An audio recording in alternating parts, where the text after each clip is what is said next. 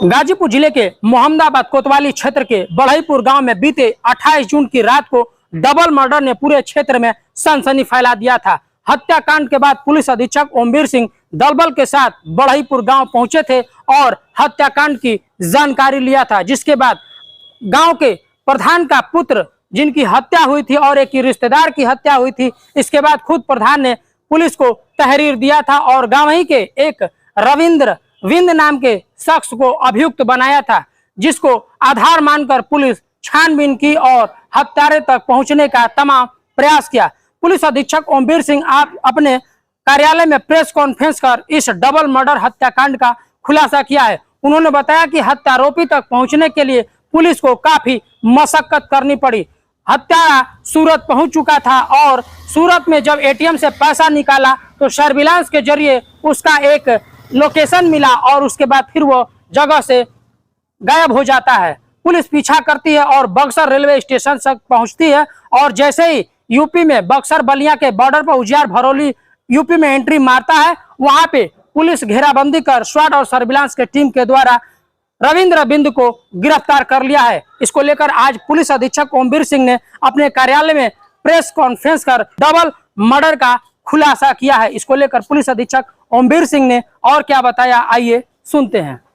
28/29 तारीख की रात में बढ़ईपुर थाना मोहम्मदाबाद क्षेत्र से एक सूचना प्राप्त हुई थी, जिसमें 2 नवयुवकों की चाकू मार के हत्या कर दी गई थी। इस पूरे प्रकरण में तत्काल सभी वरिष्ठ अधिकारी मौके पर पहुंचे थे। अभियोग मृतक के पिता के द्वारा पंजीकृत कराया गया था तथा उसने गांव के ही एक आदमी को नामित करते हुए कुछ अन्य व्यक्तियों के खिलाफ मुकदमा लिखाया था। पुलिस के लिए ये शुरू से ही एक मिस्ट्री बनी हुई थी, क्योंकि बहुत ज़्यादा जो मृतक के फादर हैं वो बता नहीं पा रहे थे। वो वर्तमान में उस गांव के प्रधान भी हैं। जब पुलिस द्वारा इसमें गहनता से जांच की गई तो करीब इसके जो आरोपी बनाया गया था उसके परिजनों से बातचीत की गई, उसके रिश्तेदारों से बातचीत की गई, लेकिन जो नामित अपराधी था उसके द्वारा लगभग 48 घंटे तक किसी से कोई संपर्क नहीं किया गया। क्योंकि पुलिस इसमें लगी हुई थी तो उसकी एक ये जानकारी मिली कि उसके द्वारा अपने खाते से पैसा निकाला गया है। पुलिस के द्वारा जब उस सूचना को डेवलप किया गया तो जानकारी हुई कि सूरत में पैसा निकाला गया है। वहां पर इसकी रिश्तेदारियों की जानकारी की गई और एक टीम वहां भेजी गई। इसी दौरान किसी तरह से इसके जो परिजन थे, कहीं से जानकारी हुई कि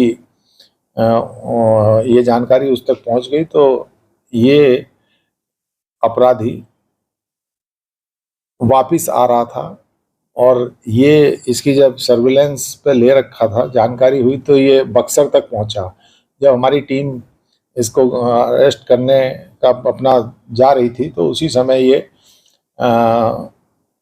जो बलिया वाली रोड है हमारे गाजीपुर जनपद में, वहाँ पे इसे घेर के पकड़ा गया। पूरी घटना का इससे जानकारी की गई तो ये इस घटना में अकेला ही संलिप्त था।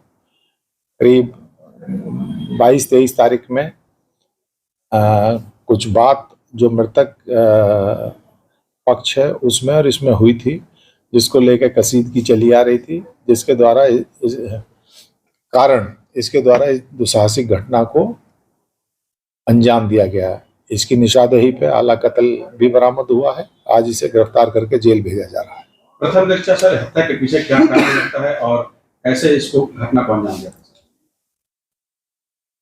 जो बातचीत से इन लोगों की निकल के आ रहा है वो एक तरह से गुंडागर्दी या डोमिनेंस, ये इसके पीछे का मूल कारण है। क्योंकि 22 तारीख में मृतक और जो आरोपी है, इन दोनों पक्षों के बीच में थाना नंदगंज क्षेत्र में मारपीट हुई थी। यद्यपि इसकी सूचना ना तो नंदगंज पुलिस को दी गई थी, ना ही मोहम्मदाबाद पुलिस को दी गई थी, लेकिन एक कसीदगी चली आ रही थी। और इसके बाद भी 1-2 बार ये लोग आमने सामने आए, तब भी इन लोगों के बीच में वार्तालाप हुआ और गर्मा गर्मी हुई, लेकिन कोई सा भी पक्ष खुद ही देख लेने के चक्कर में किसी भी स्तर पे पुलिस से संपर्क नहीं किया गया। शायद अगर समय रहते इनकी कसीदगी की जानकारी पुलिस को दे दी जाती तो निश्चित रूप से इस घटना को शायद रोका जा सकता था। सर मौसेरे भाई थे इन दोनों को, फिर अकेले उसने कैसे आता है? ये उस दिन का घटनाक्रम ये है कि उस दिन प्रधान के यहाँ एक पारिवारिक कार्यक्रम भी था। रात में करीब 10 साढ़े 10 बजे जो मृतक है वो और उसके 2 साथी और 2 रिश्तेदार, ये लोग घेर में लेटे हुए थे। उनमें से 2 लोग शौच के लिए गए। उस समय जो आरोपी है वो फोन पे वार्तालाप कर रहा था और गांव से लगभग 50 मीटर दूर। उसके बाद वो लोग आके लेट गए। उसके बाद जो बाकी 3 लोग हैं वो भी अपनी सोच प्रक्रिया के लिए गए, क्योंकि ये लोग पहले से जानते थे। तो वहां जाके इन लोगों में उन्हीं पुरानी बातों को लेके कुछ गर्मा गर्मी हुई और उसी में मारपीट से शुरू होकर ये घटना इस अंजाम तक पहुंची, जिसने अपने जो उसके पास उस समय एक चाकू था उससे 2 लोगों पर प्रहार किया। यद्यपि उसने तीसरे का भी पीछा किया, लेकिन तीसरा भाग गया था, जिसके द्वारा फिर गांव में सूचना दी गई थी। धन्यवाद।